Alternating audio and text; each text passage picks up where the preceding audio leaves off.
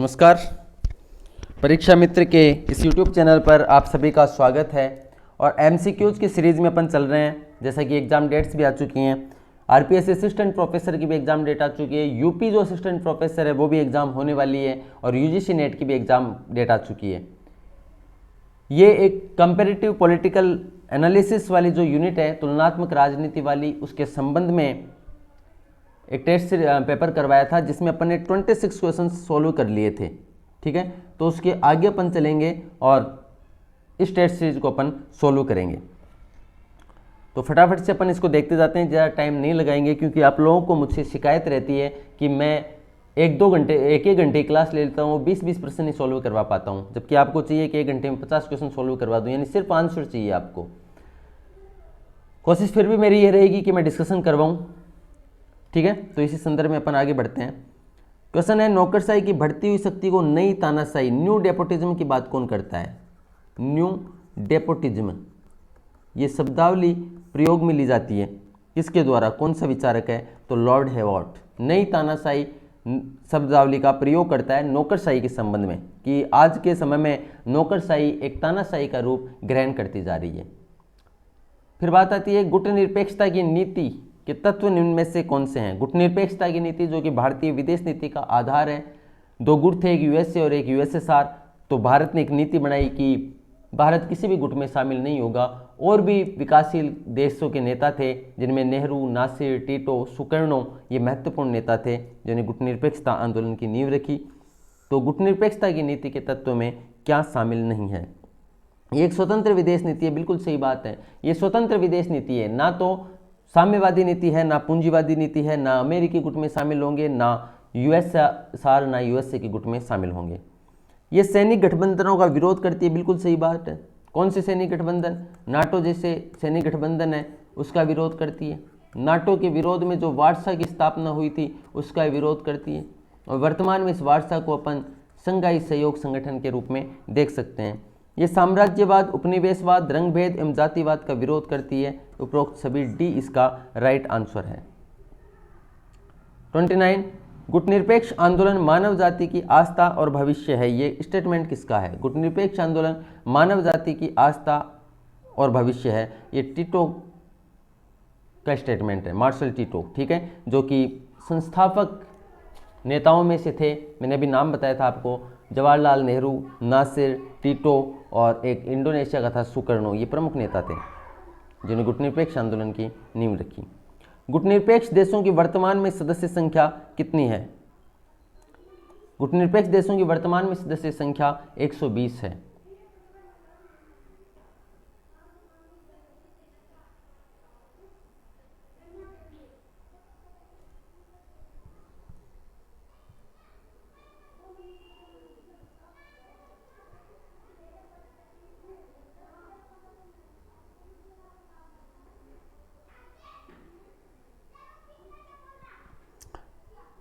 लेकिन ये चेंज हो चुकी है, सॉरी, ये 120 से ज़्यादा हो चुकी है वर्तमान में। ठीक है, तो वो आंकड़ा इनमें नहीं है, तो इनमें से कोई नहीं अपन कर देंगे। 120 से ज़्यादा सदस्य हो चुके हैं गुटनिरपेक्ष देशों के, तो 30 का राइट आंसर है डी, इनमें से कोई नहीं है।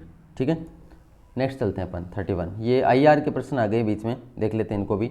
7वां गुटनिरपेक्ष सम्मेलन कहाँ हुआ था? ये पुराना प्रश्न है, ये नहीं पूछेगा अपने को। गुटनिरपेक्ष जो आंदोलन है इसका 2 वर्ष पे सम्मेलन आयोजित किया जाता है, और अभी जो 2019 में हुआ था, अब इसका 2021 में नया सम्मेलन होने वाला है। पंचशील का अर्थ क्या है? 5 सिद्धांत, ये पंचशील का अर्थ है। चीन में साम्यवादी शासन की स्थापना इनमें से किस वर्ष हुई? साम्यवादी शासन की स्थापना चीन में 1949 में हुई थी, माओ त्से-तुंग के नेतृत्व में। चीन ने भारत पर आक्रमण कब किया था? तो 1962 का युद्ध भारत और चीन के मध्य युद्ध था। 1965 में पाकिस्तान से युद्ध हुआ, 1971 में पाकिस्तान से युद्ध हुआ। चीन से 1 बार युद्ध हुआ है, पाकिस्तान से 3 बार युद्ध हो चुका है, 1965, 1971 और एक अटल बिहारी वाजपेयी जब प्रधानमंत्री थे 1999 में 3 बार पाकिस्तान से युद्ध हो चुका है, 1 बार चीन से युद्ध हो चुका है। भारत का पड़ोसी देश कौन सा नहीं है इनमें से? पाकिस्तान, नेपाल, चीन पड़ोसी देश। आप जानते हैं कि अमेरिका पड़ोसी देश नहीं है भारत का। बहुत अजीब सा प्रश्न। भारत और चीन के बीच तनाव का मुख्य कारण क्या था? भारत और चीन में इनमें से प्रमुख कारण क्या है? तनाव का। सीमा विवाद को लेकर के हमारे बीच में विवाद है। भारत के साथ पंचशील संधि पर चीन के निम्नलिखित प्रधानमंत्री ने हस्ताक्षर किए थे। पंचशील संधि के समय चीन का प्रधानमंत्री कौन था जिसने भारत के साथ में संधि पर हस्ताक्षर किए? इधर जवाहरलाल नेहरू थे और वहां का प्रधानमंत्री थे चाउ एन लाई। 38 अमेरिकी राष्ट्रपति द्वारा संपन्न संधियों के लिए किसके द्वारा पुष्टिकरण आवश्यक है? अमेरिका में जो भी अंतर्राष्ट्रीय संधियां की जाती हैं, किसी भी देश के साथ में संधियां की जाती हैं, तो अमेरिकी राष्ट्रपति बाध्य है वहां पर कि सीनेट जो है उसके द्वारा पुष्टि की जानी चाहिए। यानी सीनेट जब बहुमत से इस प्रस्ताव को पारित कर देता है तभी ये संधि पर हस्ताक्षर किए जाते हैं अमेरिकी राष्ट्रपति द्वारा। संयुक्त राज्य अमेरिका में पॉकेट वीटो का प्रयोग कौन कर सकता है? तो राष्ट्रपति वहां पर पॉकेट वीटो का प्रयोग कर सकता है। भारत में भी पॉकेट वीटो का प्रयोग राष्ट्रपति करता है। संयुक्त राज्य अमेरिका का राष्ट्रपति एक राजा से बढ़कर भी है और घटकर भी है। ऐसे ही वह एक प्रधानमंत्री से बढ़कर भी है और घटकर भी है। ऐसी कोटेशन किसकी है? अब्राहम लिंकन ऐसी बात कहता है। अमेरिका का वह राष्ट्रपति जिसने चौथी बार चुनाव लड़ा और विजय प्राप्त की? रूजवेल्ट 4 बार अमेरिका के राष्ट्रपति रह चुके हैं रूजवेल्ट, और बाद में नियम बनाया गया कि अमेरिका में एक व्यक्ति केवल 2 बार ही राष्ट्रपति बन सकता है। अमेरिकी मंत्रिमंडल का आधार क्या है? तो अमेरिकी मंत्रिमंडल का आधार क्या है? अमेरिकी मंत्रिमंडल का आधार, मंत्रिमंडल, तो मंत्रिमंडल वहां पर रूढ़ि प्रथाओं परंपराओं के आधार पर बनाया जाता है, प्रथाओं के आधार पर बनाया जाता है। वह घरेलू मंत्रिमंडल शब्द किचन कैबिनेट, ये भारत के मंत्रिमंडल के संबंध में भी आजकल शब्दावली यूज में ली जाती है। तो ये अमेरिकी मंत्रिमंडल के लिए ये शब्द है घरेलू मंत्रिमंडल, किचन कैबिनेट। इसमें क्या होता है कि कैबिनेट के अंदर कोई ज़रूरी नहीं है कि जो कैबिनेट में शामिल है किचन कैबिनेट में वो मंत्री ही हो। ये कोई भी व्यक्ति हो सकता है जो कि वहाँ का जो अध्यक्ष होता है, जैसे यहाँ पर राष्ट्रपति है, राष्ट्रपति का कोई विश्वास पात्र होता है। भारत में प्रधानमंत्री का विश्वास पात्र व्यक्ति होता है, जरूरी नहीं है मंत्री ही हो। जैसे अपन एग्जाम्पल ले सकते हैं कि जब बीजेपी का पिछला कार्यकाल था उसमें अमित शाह बीजेपी के अध्यक्ष थे, वैसे तो मंत्री में शामिल नहीं थे, लेकिन ऐसा शायद ही कोई काम हो जो कि नरेंद्र मोदी करे और अमित शाह को पता नहीं चले। ठीक है, तो वो कैसे कैबिनेट में शामिल था? किचन कैबिनेट में। विश्वास पात्र लोग होते हैं, ये उसका कोई रिश्तेदार भी हो सकता है, मित्र भी हो सकता है, कोई मंत्री भी हो सकता है, लेकिन आवश्यक नहीं मंत्री हो। किस देश में मंत्रियों की स्थिति सचिव के समान होती है? तो अमेरिका में मंत्रियों की स्थिति सचिव के समान होती है। संयुक्त राज्य अमेरिका में मंत्रियों की नियुक्ति कौन करता है? संयुक्त राज्य अमेरिका में मंत्रियों की नियुक्ति वहां का राष्ट्रपति करता है। राष्ट्रपति जिसे चाहे उसे मंत्री बना सकता है, जरूरी नहीं भारत की तरह वह विधायिका का सदस्य हो। 7 ना और 1 हाँ पर चलेगी किसकी? 1 हाँ की। सब मना कर दें, लेकिन यदि एक ने हाँ कर दी, किसने? राष्ट्रपति ने, ठीक है, तो उसी की हाँ हो जाएगी। ऐसा अब्राहम लिंकन की कोटेशन है किसके बारे में? मंत्रिमंडल के बारे में, अमेरिकी राष्ट्रपति के बारे में। ठीक है, कि सब मना कर दें, कोई प्रस्ताव है उस पर सब मना कर दिए, लेकिन यदि राष्ट्रपति ने कह दिया कि ये पारित होना चाहिए तो वो पारित हो ही जाता है। ठीक है, अमेरिकी मंत्रिमंडल की विशेषता क्या नहीं है? इनमें से सामूहिक उत्तरदायित्व की विशेषता नहीं है। व्यक्तिगत सहायक वहां पर होता है, प्रथागत अस्तित्व है, मंत्रियों की नियुक्ति प्रथागत होती है, कानूनी अस्तित्व नहीं है, वहां पर जो न्यायालय ने कह दिया वही होता है। लेकिन अमेरिकी मंत्रिमंडल की कौन सी विशेषता नहीं है? सामूहिक उत्तरदायित्व की। कानूनी अस्तित्व नहीं है मतलब मंत्रिमंडल जो होता है वो संविधान के तरीके से ही नियुक्त हो, ऐसा नहीं है। अमेरिका जो जिसे चाहता है राष्ट्रपति उसे वो नियुक्त कर देता है। सामूहिक उत्तरदायित्व संसदीय प्रणालियों की विशेषता होती है। भारत में भी सामूहिक उत्तरदायित्व पाया जाता है। मंत्री जो होते हैं ये निम्न सदन के प्रति उत्तरदायी होते हैं। कैसे उत्तरदायी होते हैं? सामूहिक उत्तरदायित्व होता है। और यदि प्रश्न ये आ जाए कि व्यक्तिगत रूप से किसके प्रति उत्तरदायी होते हैं मंत्री भारत में, तो व्यक्तिगत रूप से ये उत्तरदायी होते हैं राष्ट्रपति के प्रति। ठीक है, तो व्यक्तिगत रूप से राष्ट्रपति के प्रति उत्तरदायी होते हैं और सामूहिक रूप से निम्न सदन के प्रति उत्तरदायी होते हैं। कौन सा वक्तव्य अमेरिकी मंत्रिमंडल की विशेषता बताता है? अमेरिकी मंत्रिमंडल एक इकाई के रूप में कार्य करता है। ऐसा नहीं है। इकाई के रूप में भारत में कार्य किया जाता है, ब्रिटेन में किया जाता है, संसदीय व्यवस्था में किया जाता है, जहां पर सामूहिक उत्तरदायित्व होता है, वो है इकाई के रूप में कार्य करना। अमेरिकी मंत्रिमंडल के सदस्य राष्ट्रपति के समकक्ष समान पद वाले होते हैं? नहीं, राष्ट्रपति सर्वे सर्वा है, जब चाहे तब हटा सकता है।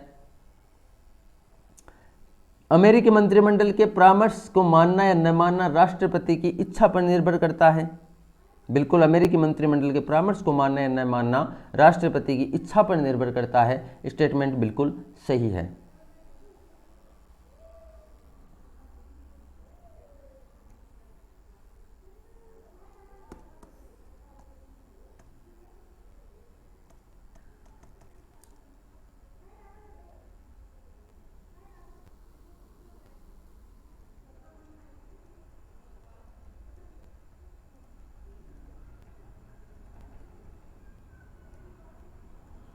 ठीक है, तो अमेरिकी मंत्रिमंडल के परामर्श को मानना या न मानना राष्ट्रपति की इच्छा पर निर्भर करता है। अमेरिकी मंत्रिमंडल के सदस्यों सामूहिक उत्तरदायित्व होता है? ऐसा नहीं है, सी इसका राइट आंसर है। किस देश में न्याय विभाग का अध्यक्ष अटॉर्नी जनरल कहलाता है? अमेरिका का जो न्याय विभाग है उसका अध्यक्ष है, उसको अटॉर्नी जनरल कहा जाता है। भारत में अटॉर्नी जनरल की अपन बात करें तो भारत में अटॉर्नी जनरल कहा जाता है महान्यायवादी को। ठीक है, महान्यायवादी को अटॉर्नी जनरल कहते हैं अपन, जो कि आर्टिकल 76 के अंतर्गत इसका उल्लेख है भारतीय संविधान में। अमेरिका में विधि निर्मात्री सभा को क्या कहते हैं? अमेरिका में विधि निर्मात्री सभा जो है उसका नाम कांग्रेस है। भारत में जो विधि निर्मात्री सभा है, कानून बनाने वाली जो सभा है, उसको संसद कहा जाता है, और अमेरिका में कहा जाता है कांग्रेस। अलग अलग देशों में अलग अलग नाम है। जापान में डाइट कहा जाता है, भारत में संसद कहा जाता है, ब्रिटेन में संसद कहा जाता है। ठीक है, ये बुडाटेस्टांक है, निम्न सदन है, बुडेस्टांक। जर्मनी का निम्न सदन है, इसको बुडेस्टांक कहा जाता है। अमेरिका कांग्रेस के 2 सदन कौन कौन से हैं? तो ये तो अपने को पता होना चाहिए कि वहां पर एक तो सीनेट है जो कि उच्च सदन है, और जो निम्न सदन है उसको प्रतिनिधि सभा कहा जाता है, डी। ये अमेरिका के 2 सदन है। भारत की संसद के 2 सदन है, लोकसभा और राज्यसभा। ठीक है, ये ब्रिटेन की जो संसद है उसके 2 सदन है, कॉमन सभा और लॉर्ड सभा। आसान से प्रश्न है, बहुत आसान पेपर है ये। ठीक है, प्रतिनिधि सदन की सदस्य संख्या कितनी है? यानी अमेरिका का जो प्रतिनिधि सदन है उसकी सदस्य संख्या कितनी है? तो 435 सदस्य हैं, और सीनेट में 100 सदस्य हैं। यानी अमेरिकी कांग्रेस में टोटल सदस्यों की बात करें तो 535 सदस्य हैं। प्रतिनिधि सभा की अवधि कितने वर्ष होती है? तो देखो ये फॉर्मूला याद रखना आप, 2 4 6। वहां का जो निम्न सदन है अमेरिका का, प्रतिनिधि सभा, इसका कार्यकाल होता है 2 वर्ष। राष्ट्रपति का कार्यकाल, प्रेसिडेंट का कार्यकाल है 4 वर्ष, और जो सीनेट है वहां की, उसके सदस्यों का कार्यकाल है 6 वर्ष। सीनेट का खुद का कोई कार्यकाल नहीं है, सीनेट उच्च सदन है, तो वो एक स्थायी सदन है। प्रतिनिधि सभा जो है अमेरिका का जो निम्न सदन है, जिसका नाम प्रतिनिधि सभा है, ये दुनिया का सबसे कमजोर सदन है। ठीक है, और सबसे कमजोर होने का इसका कारण क्या है? तो इसका कारण है इसके पास में सीमित शक्तियां हैं। इससे ज्यादा शक्ति तो वहां पे सीनेट के पास में है। सीनेट दुनिया का सबसे शक्तिशाली उच्च सदन है। प्रतिनिधि सभा के स्पीकर के बारे में क्या सही है? जो सही है वो बताना है। निष्पक्षता होती है? नहीं होती है वहां पे निष्पक्षता। दलबंदी से दूर नहीं रहते हैं, दलीय प्रकृति होती है उल्टा। ठीक है, तो दलीय प्रकृति होती है वहां पर, तटस्थता नहीं होती है। अमेरिकी प्रतिनिधि सभा की शक्तिशाली समिति कौन सी है? नियम समिति वहां की प्रतिनिधि सभा की सबसे शक्तिशाली समिति है, नियम समिति। याद रखना, ये इंपॉर्टेंट प्रश्न है, अच्छा प्रश्न है, नियम समिति। अमेरिकी सर्वोच्च न्यायालय के न्यायाधीशों की नियुक्ति राष्ट्रपति करता है, लेकिन नियुक्ति राष्ट्रपति अपनी मर्जी से नहीं करेगा, बल्कि सीनेट की सलाह से करेगा। ऐसे अपन ने ऊपर प्रश्न देखा है कि यदि अंतर्राष्ट्रीय संधि होगी कोई, और अंतर्राष्ट्रीय संधि समझौता करना होगा, तो वहां पर भी ये किसकी राय लेगा? सीनेट की राय लेगा। अमेरिका में सर्वोच्च न्यायालय की स्थापना कब की गई थी? तो 1789 में की गई थी, जब संविधान बना था उसी समय सर्वोच्च न्यायालय स्थापित हो गया था।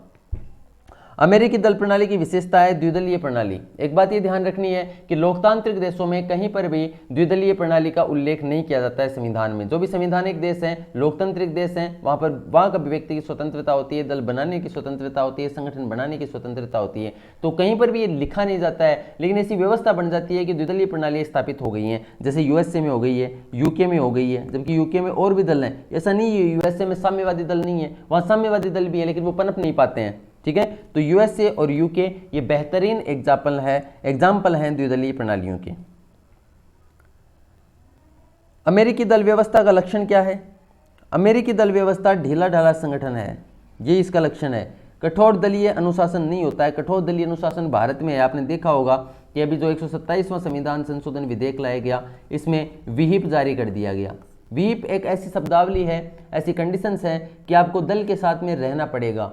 आप नहीं चाहते हैं कि 127वां संविधान संशोधन विधेयक पारित हो, लेकिन यदि आप बीजेपी के सदस्य हैं और बीजेपी ने विहिप जारी कर दिया है तो आपको इसके फेवर में ही आना पड़ेगा। अगर आप कांग्रेस के सदस्य हैं और कांग्रेस ने कह दिया कि अपने को इसका विरोध करना है, तो आपको न चाहते हुए भी इसका विरोध करना पड़ेगा। यह है कठोर दलीय अनुशासन। ये संसदीय व्यवस्थाओं का लक्षण है। भारत में ऐसा ही है। विचारधारा संबंधी अंतर नहीं है, सुदृढ़ दलीय संगठन नहीं है। ए इसका राइट आंसर है, जो ऊपर देखा अपन ने ना कि कमजोर क्यों है। अमेरिकी दल व्यवस्था ढीला ढाला संगठन है। अमेरिका के दो महान राजनीतिक दल दो बोतलों के समान हैं, जिन पर दो भिन्न शराबों के लेबल चिपके हुए हैं, परंतु हैं दोनों खाली। ये बात कौन कहता है? लॉर्ड ब्राइस ऐसी बात कहता है कि अमेरिका के दो महान राजनीतिक दल दो बोतलों के समान हैं। दो दल हैं, दोनों बोतलों के समान हैं, जिन पर दो भिन्न शराबों के लेबल चिपके हुए हैं। नाम है, कौन कौन से दल हैं? एक वहां पर डेमोक्रेटिक पार्टी है, डेमोक्रेटिक लोकतांत्रिक पार्टी है, ठीक है। और दूसरी जो पार्टी है ये है वहां पर रिपब्लिकन पार्टी, रिपब्लिकन, ठीक है। जो अभी जो प्रधानमंत्री राष्ट्रपति बने हैं जो बाइडेन, ये डेमोक्रेटिक हैं।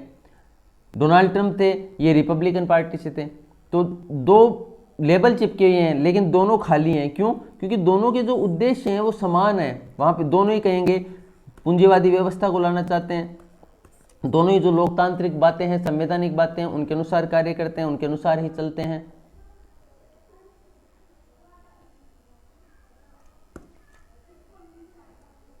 ठीक है।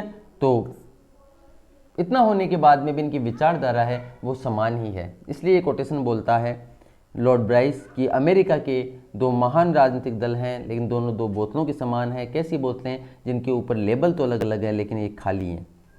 अमेरिकी दल व्यवस्था का लक्षण कौन सा नहीं है? अमेरिकी दल व्यवस्था में कठोर दलीय अनुशासन नहीं पाया जाता है। सी इसका राइट आंसर है। अपन ने भारत के संबंध में बात की है। बाकी वहाँ पर विकेंद्रित संगठन होता है, लूट प्रथा पाई जाती है और वर्गीय मतभेद भी होते हैं वहाँ के दलों में। अमेरिका का प्रमुख राजनीतिक दल कौन सा है? अभी बात की अपन ने रिपब्लिक पार्टी वहाँ का राजनीतिक दल है। इसके अलावा दूसरा राजनीतिक दल है जिसको डेमोक्रेटिक कहा जाता है, लोकतांत्रिक दल है। राष्ट्रपति बराक ओबामा का संबंध किससे था? बराक ओबामा डेमोक्रेटिक पार्टी से थे और वर्तमान के जो राष्ट्रपति हैं बाइडेन, ये भी डेमोक्रेटिक पार्टी के हैं।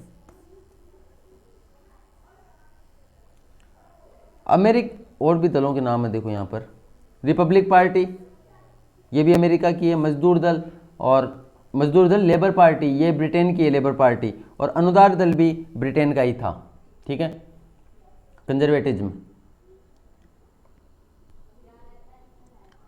अमेरिकी दल पद्धति की विशेषता क्या नहीं है? नपे तुल्य सिद्धांतों का अभाव है वहां पर। वैचारिक आधार पर दलों का गठन नहीं है, एक ही विचार है। आप देखिए अभी अपन ने बात की थी, वही लोकतांत्रिक बातें करेंगे दोनों दल, वही संवैधानिक तरीके की बातें करेंगे, वही पूंजीवाद को अपनाने की बातें करेंगे, इन्वेस्टमेंट, पैसा, ये बातें करेंगे। तो वैचारिक आधार पर दलों का गठन नहीं है। लूट प्रथा पाई जाती है, ढीला संगठन है। बी इसका राइट आंसर है। द्विदलीय प्रणाली किस देश में पाई जाती है? अमेरिका और ब्रिटेन में द्विदलीय प्रणाली का सबसे बेहतरीन एग्जाम्पल है। चीन एकदलीय प्रणाली का एग्जाम्पल है। एकदलीय व्यवस्था यहां पर पाई जाती है। भारत में बहुदलीय व्यवस्था पाई जाती है। स्विट्जरलैंड का संविधान आ गया। स्विस संविधान में स्विट्जरलैंड के प्रयुक्त शब्द कौन सा है? तो देखो स्विट्जरलैंड के संविधान अपने सिलेबस में नहीं है, ये पहले था, तो ये पुराने क्वेश्चंस हैं जिनको अपन नहीं देखेंगे, ठीक है। इनके अलावा कोई प्रश्न होगा तो अपन और सोल्व कर लेंगे। तो ये लगभग 40 के लगभग ये प्रश्न थे इस सीरीज में, और बहुत ही बढ़िया तरीके से मैंने सोल्व करवाने का प्रयास किया है। डायरेक्ट आपको आंसर बताया, ज़्यादा टाइम भी कंज्यूम नहीं हुआ है आपका। Lot of thanks for discussion. आगे फिर मिलेंगे। आपकी किसी स्पेशल किसी पर्टिकुलर कोई डिमांड हो, किस टॉपिक के ऊपर आपको क्लासेस नहीं मिल रहे हैं, टॉपिक समझ में नहीं आ रहा है, तो आप मुझसे ऐसा वीडियो, ऐसी क्लास बनाने के लिए, ऐसा सेशन करने के लिए आप मुझे बोल सकते हैं। आप कहेंगे तो मैं लाइव भी आ जाऊंगा, लेकिन कम से कम 10 लोग मुझे ऐसा कहें तो फिर ये करने में मज़ा आए। Okay, lot of thanks. ज़्यादा से ज़्यादा इस जो ये क्लास है, ये वीडियो है, ये चैनल है, इसको आप शेयर कीजिए, ज़्यादा से ज़्यादा लोगों तक ये पहुँचे। ठीक है, लॉट ऑफ थैंक्स।